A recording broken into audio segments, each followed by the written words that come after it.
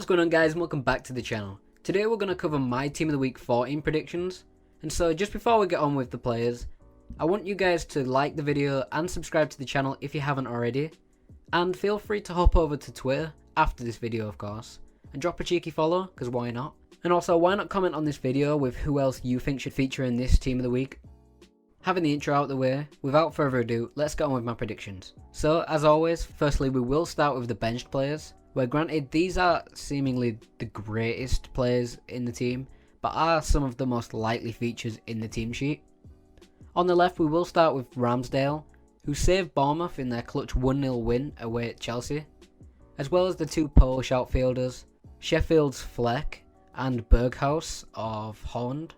I think that's how you say his name anyway. As I just mentioned, the 27-year-old actually does seem quite interesting, but I can't help but just imagine that maybe he'd only be usable if he received one or two more informs in FIFA 20.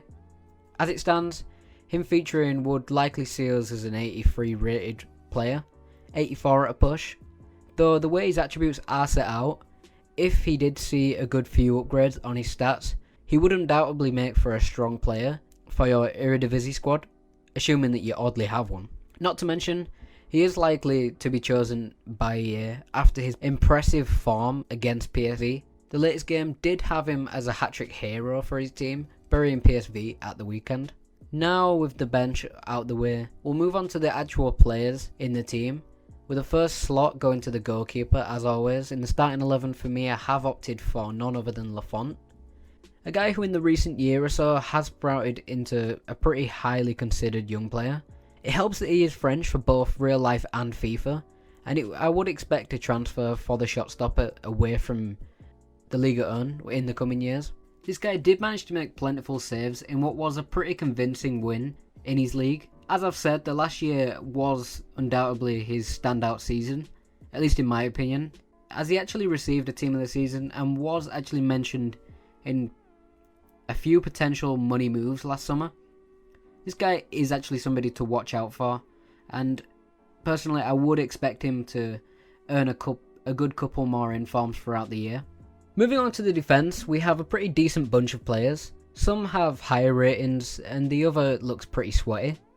We'll begin with Jan Vertonghen, who was actually part of the Spurs side that managed to beat Wolves 2-1 at the weekend. Now, I know it's not actually a clean sheet, which never helps when you're a defender or goalkeeper to actually feature in the Team of the Week. However, netting a 91st minute winner to seal the victory for Mourinho's side is a pretty big deal, and playing at left back for the entire game helps. Next to him we do have a fairly unlinkable player, but a solid one at that in terms of attributes, with Lukumi of Genk. At a potential inform rating of 81, this guy, at least he's Colombian, but even that's considerably unimportant as there aren't that many great links even as a Colombian player. And at this stage in the year, people won't really be looking for a cheap defender. At least for me, I do have Nesta and Screen PK, so I imagine he really won't get a look in for me.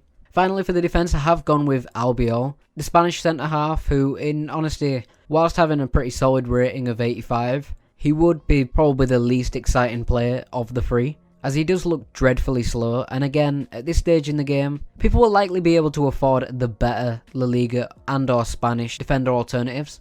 However, he would make for a pretty great SBC fodder, as I'm sure a nice 85 rating on an inform wouldn't hurt anyone. Next up in the squad, we will move on to the midfielder section, the most congested and yet somehow the second most exciting part of the squad. Here, as you can see, I have opted for Max as a left mid, despite him being a left back for the most part.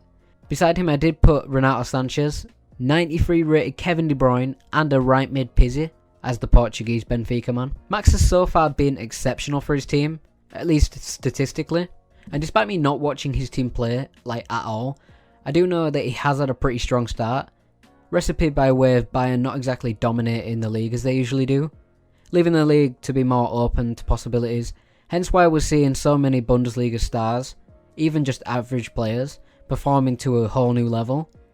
And the fact that he knowingly has the pace and the passing to break a defence down on the flank.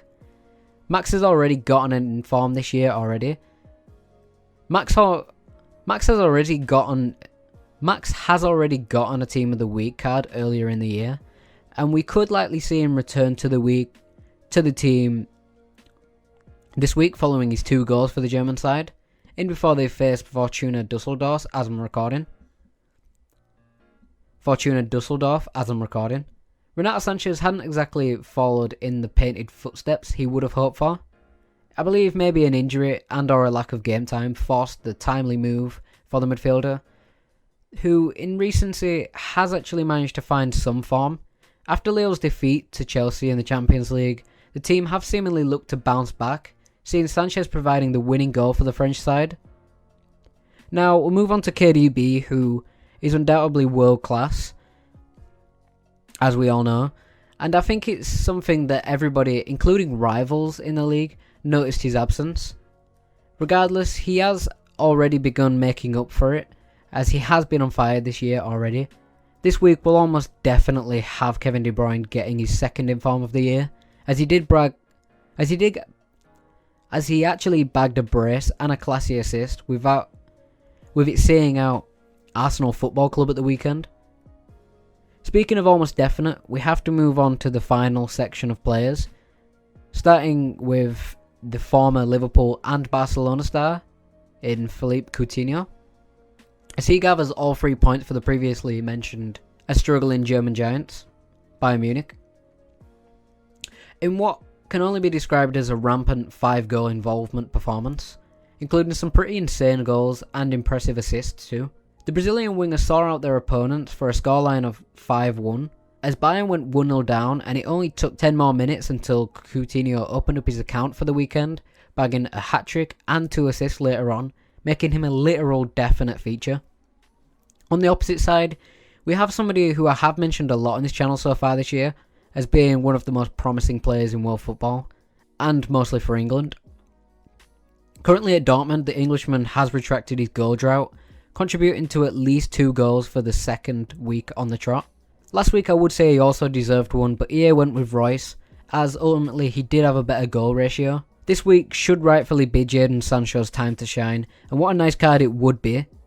My only contradiction is the fact that I really do wonder what effect informs will have against the Team of the Year nominee cards. Surely it doesn't stop the players from actually featuring in the Team of the Week, but equally, do they just get replaced in packs? Either way, this could be a very good time to invest in certain players during the mids of this week. The said issue I have stands for the next and final player in this squad also, in Mohamed Salah of Liverpool. Now I have predicted this guy in a few weeks worth of predictions throughout this year, and with good reason. We're looking at a mere resemblance of the Salah of 1 or 2 seasons ago, but he still quite clearly has it in him. Though I did have an issue watching the Liverpool game, seeing just how many chances they had, and so many chances that he created by himself, and just didn't manage to convert. But in truth, despite his inaccuracy this game, he did have a very good total 90 minutes, and he did score one of the nicest finishes of the season so far, making him a very likely candidate. And with all these players been mentioned, that will conclude my squad of predictions for this week's Team of the Week. If you have any questions about me and or the channel, feel free to comment on the video. And meanwhile, let me know how you feel about this squad, whether the team looks interesting to you or not, who you would prefer to get the most. And yeah, so I'll leave you with all of this. Thanks for watching the video, and I'll see you in my next video. Peace.